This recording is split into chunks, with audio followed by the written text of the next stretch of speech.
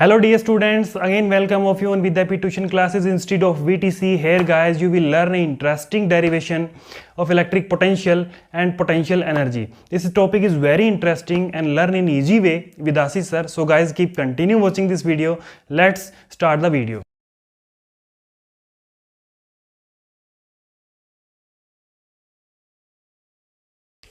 तो ये हमारा टॉपिक है electric potential and potential energy. आप 10th स्टैंडर्ड में इलेक्ट्रिक पोटेंशियल पढ़ के आए हो, लेकिन यहाँ सा थोड़ा सा चेंजमेंट है। बस कॉन्सेप्ट वही है, स्टेटमेंट वही है, लेकिन बस थोड़ा सा चेंजमेंट है। हम उसके फॉर्मूले को किस तरीके से लिखते हैं वो देखना, ठीक है। तो इलेक्ट्रिक पोटेंशियल के कॉन्सेप्ट को समझने से पहले हम इलेक्ट्रिक पोटेंशियल एनर्जी पढ़ते हैं, यानी इलेक्ट्रोस्टैटिक पोटेंशियल एनर्जी का समझना बहुत जरूरी है अगर आप इलेक्ट्रिक पोटेंशियल समझना चाहते हो। समझ गए? तो इस वाले कॉन्सेप्ट को, पोटेंशियल को समझने से पहले हम समझेंगे पोटेंशियल एनर्जी। क्लियर है? हम सबसे पहले पोटेंशियल एनर्जी को समझेंगे। क्लियर है? तो देखो पोटेंशियल एनर्जी क्या होती है। सपोज करो हमने एक यहाँ पे ओरिजिन कंसीडर कर लिया। अगर आप प्लेन कंसीडर करना चाहते हो तो प्लेन कंसीडर कर लो, प्लेन कंसीडर कर लो चाहे एक्स वाई। तो यहाँ पे सपोज करो ओरिजिन पे हमने एक सोर्स चार्ज कंसीडर किया प्लस क्यू। क्लियर है? हमने यहां पर एक सोर्स चार्ज कंसीडर किया plus Q at the origin. Clear है? इससे कुछ दूर यहां ए के ऊपर, ए पॉइंट के ऊपर, इस पॉइंट को मैंने ए मान लिया, इस पॉइंट के ऊपर मैंने टेस्ट चार्ज कंसीडर कर लिया स्मॉल क्यू, यानी कि मैंने यहाँ एक टेस्ट चार्ज कंसिडर किया स्मॉल क्यू। तो मैंने इलेक्ट्रिक फील्ड की जब बात की थी, अगर किसी को इलेक्ट्रिक फील्ड का कॉन्सेप्ट क्लियर नहीं है तो एक बार देख लें, उस वीडियो का लिंक जो है मैं डिस्क्रिप्शन में दे दूंगा। क्लियर है? तो यहाँ पे अगर मैं इलेक्ट्रिक फील्ड की अगर तुमने पढ़ी थी तो वहाँ पर सोर्स चार्ज को अगर टेस्ट चार्ज के नज़दीक लाया जाता है, या फिर ये मान लो कि टेस्ट चार्ज को सोर्स चार्ज के नज़दीक लाया जाता है, तो सोर्स चार्ज उस पर ऊपर एक फोर्स एक्सपीरियंस करता है। क्लियर है? तो यहाँ पर टेस्ट चार्ज ए पॉइंट पे प्लस क्यू है, तो ये सोर्स चार्ज है, इसके चारों ओर एक ऐसा रीजन है, एक ऐसी इलेक्ट्रिक फील्ड है, उसके अंदर अगर टेस्ट चार्ज को घुसा दिया तो वो एक इलेक्ट्रिक फोर्स क्रिएट करेगा। क्लियर है? यानी कि इस सोर्स चार्ज का अपना एक इलाका है और उस इलाके के अंदर अगर किसी टेस्ट चार्ज को तुमने घुसा दिया तो ये सोर्स चार्ज उस टेस्ट चार्ज के ऊपर फोर्स लगाएगा। क्लियर है? अगर क्लियर नहीं हुआ हो तो कमेंट सेक्शन में कमेंट करके बता दे। क्लियर है भाई? तो यहां पर सपोज करो इस शोर टेस्ट चार्ज को हम यहां से यहां लेके आ रहे, एक्सटर्नल फोर्स लगाकर। हमने इसके ऊपर कैसा फोर्स लगाया? External force. देखो ध्यान से, हमने इसको एक्सटर्नल फोर्स लगाकर, ये जो फोर्स है कैसा फोर्स है भाई? एक्सटर्नल फोर्स है। एक्सटर्नल फोर्स लगाकर हमने इस ए से यहां बी पॉइंट तक ले आए। हम इस टेस्ट चार्ज को कहां से कहां ले आए? ए से बी तक ले आए भाई। क्लियर है? और बी तक ले आए तो स्मॉल डिस्प्लेसमेंट होगा, स्मॉल डिस्प्लेसमेंट होगा, डी आर मान लिया हमने स्मॉल डिस्प्लेसमेंट को। यहां स्मॉल डिस्प्लेसमेंट को हम किससे मान लिया? डी आर से। डी आर है, अगर आर पूरी है तो इसको हमने डी आर मान लिया। क्लियर है? तो यहां देखो,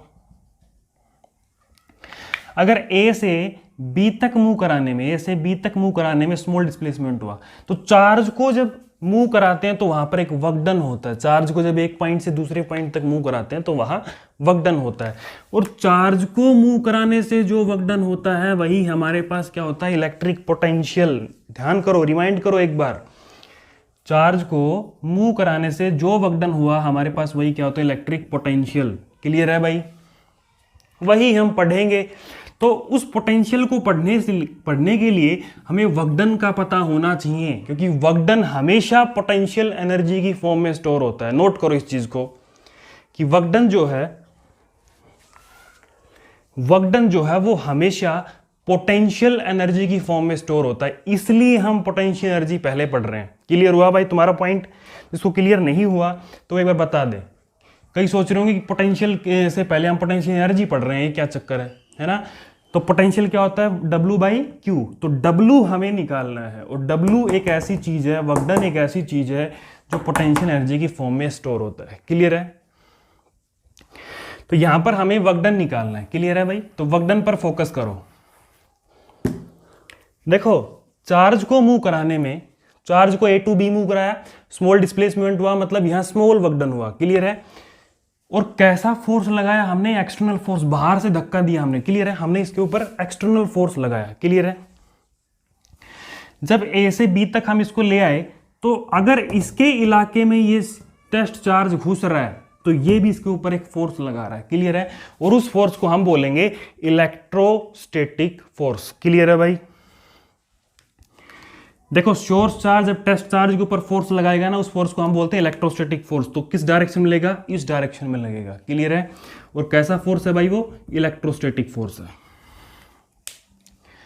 तो सोर्स चार्ज इलेक्ट्रोस्टैटिक फोर्स इस डायरेक्शन में लगा रहा है, हम बाहर से एक्सटर्नल फोर्स इस डायरेक्शन में लगा रहे हैं, दोनों एक दूसरे के अपोजिट हैं, तो कैसा साइन यूज करेंगे? Minus sign. क्लियर है भाई? दोनों एक दूसरे के अपोजिट हैं, है ना।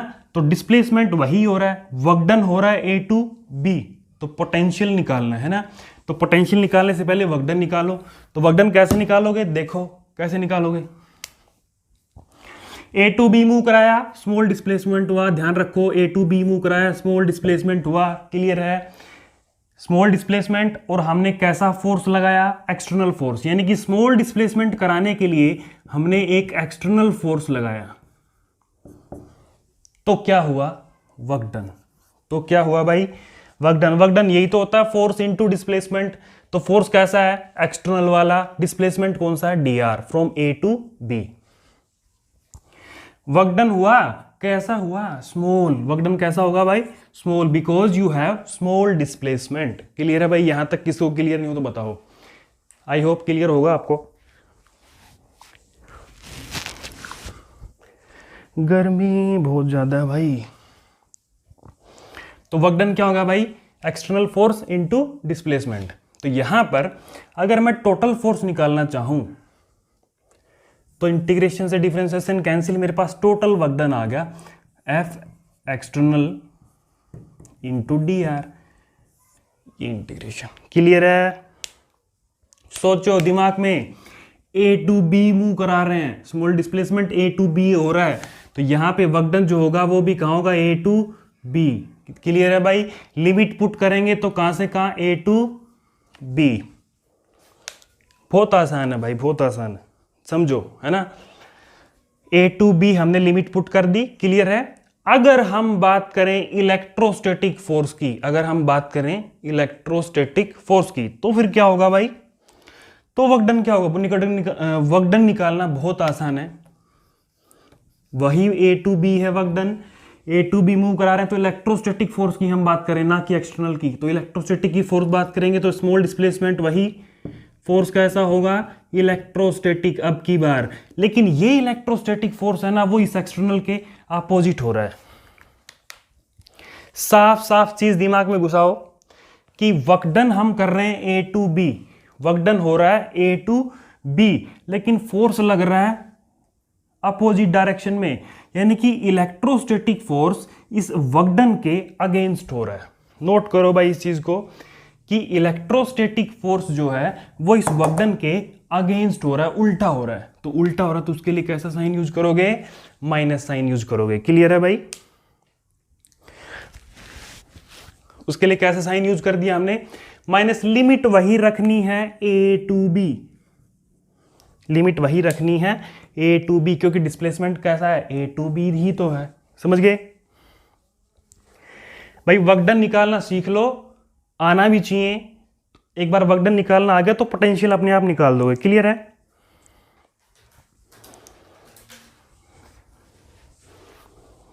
अब देखो, मैं बार बार बता रहा हूं क्या कि वर्क डन हमेशा पोटेंशियल एनर्जी की फॉर्म में स्टोर होता है। समझ गए?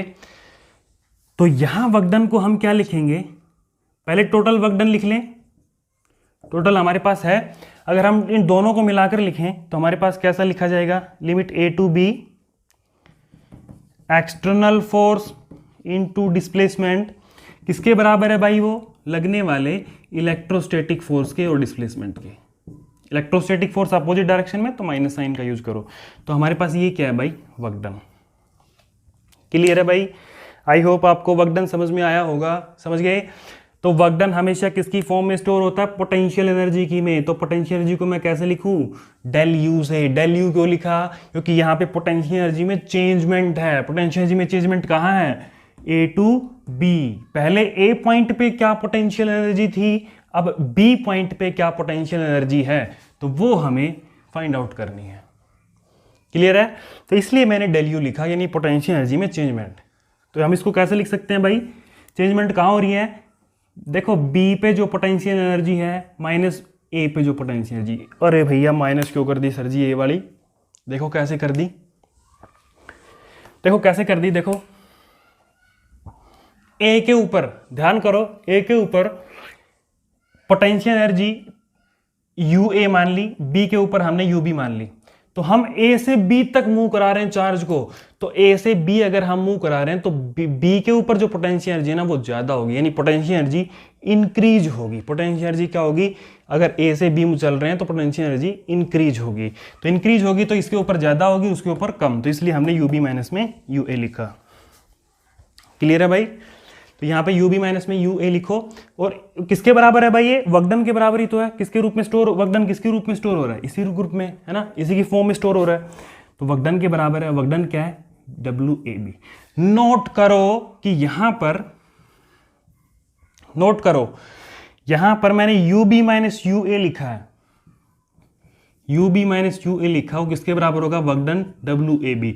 कभी ये मत लिख देना डब्ल्यू बी ए, या फिर डब्ल्यू ए बी को लिख दो U A minus U B, गलत हो जाएगा। क्लियर है?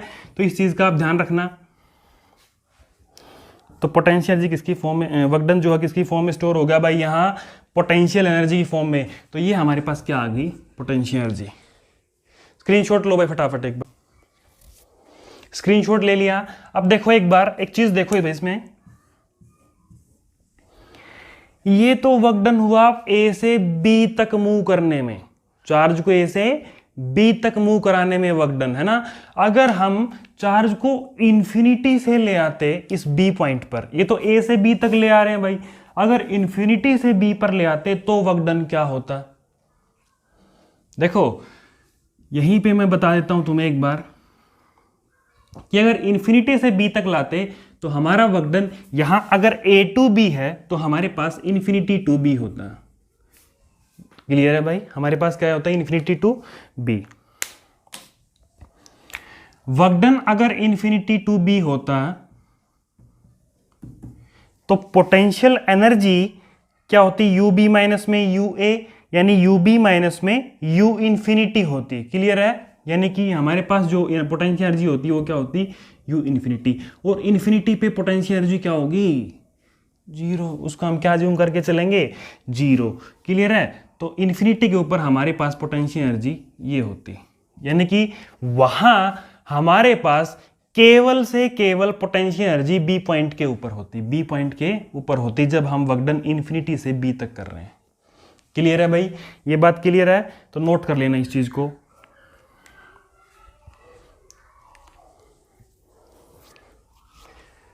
ये समझ में आ गया।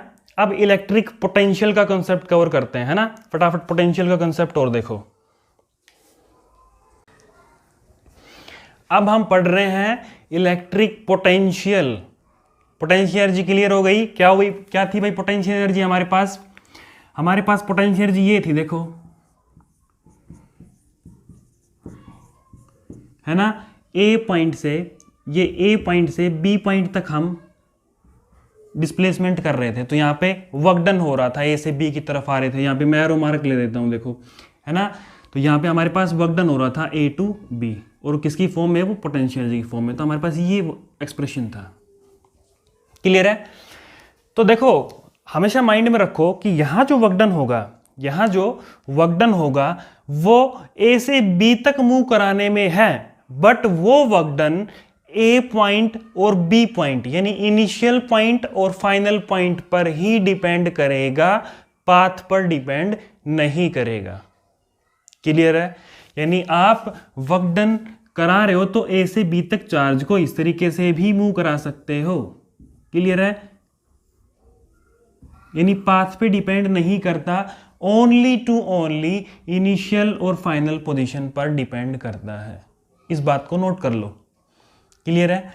तो ए से बी तक हम मूव करा रहे हैं, वक्डन हो रहा है, समझ गए।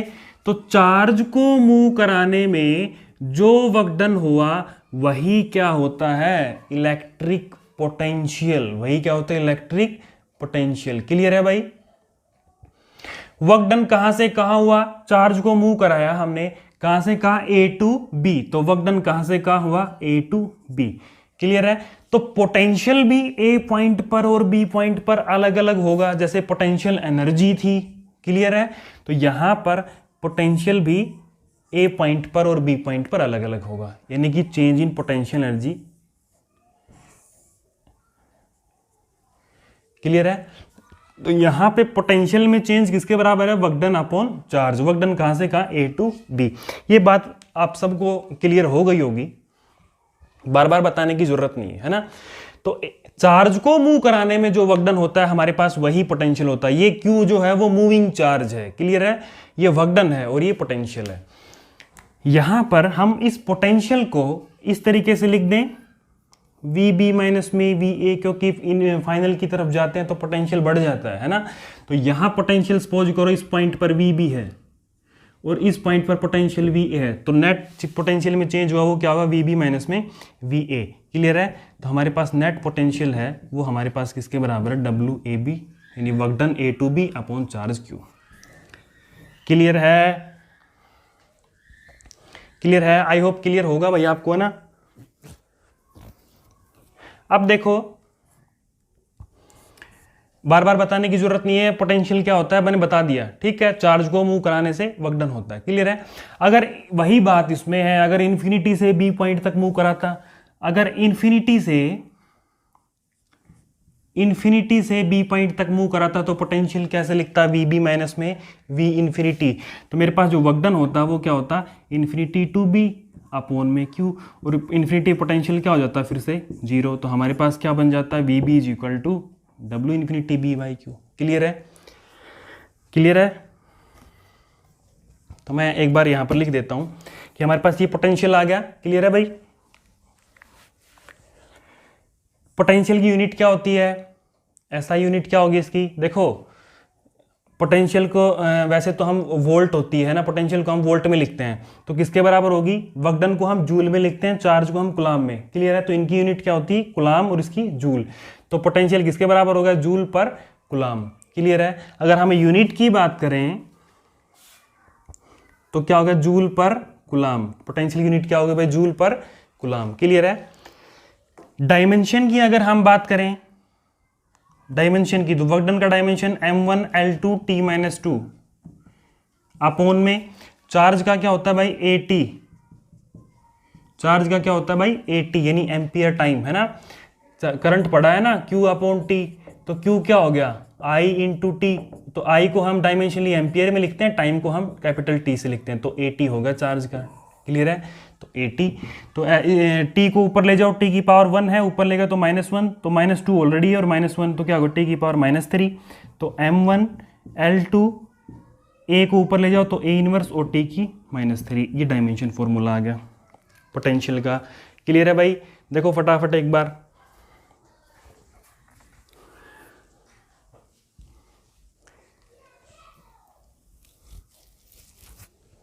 डायमेंशन फॉर्मूला आ गया। अब देखो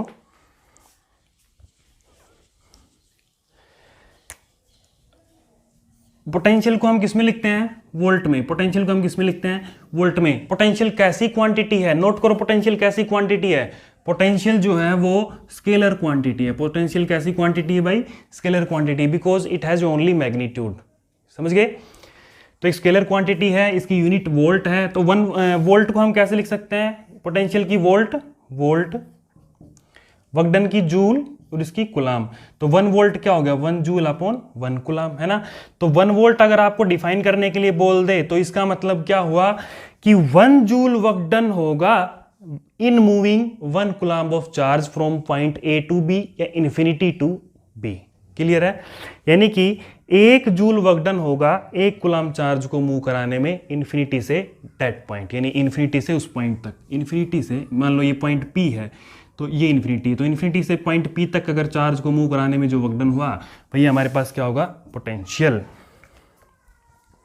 क्लियर है। स्क्रीनशॉट ले लो एक बार फटाफट। तो स्क्रीनशॉट ले लिया आपने। तो आई होप आपके इलेक्ट्रिक पोटेंशियल और पोटेंशियल एनर्जी दोनों ही कॉन्सेप्ट क्लियर हो गए होंगे। छोटे छोटे थे, बिल्कुल 10th बेस थे, यहाँ पर थोड़ा सा चेंजमेंट आपको देखने को मिला। तो गाइज लगातार वीडियोस को देखते रहें। जिसने चैनल को सब्सक्राइब नहीं किया है चैनल को सब्सक्राइब कर दें। ठीक है।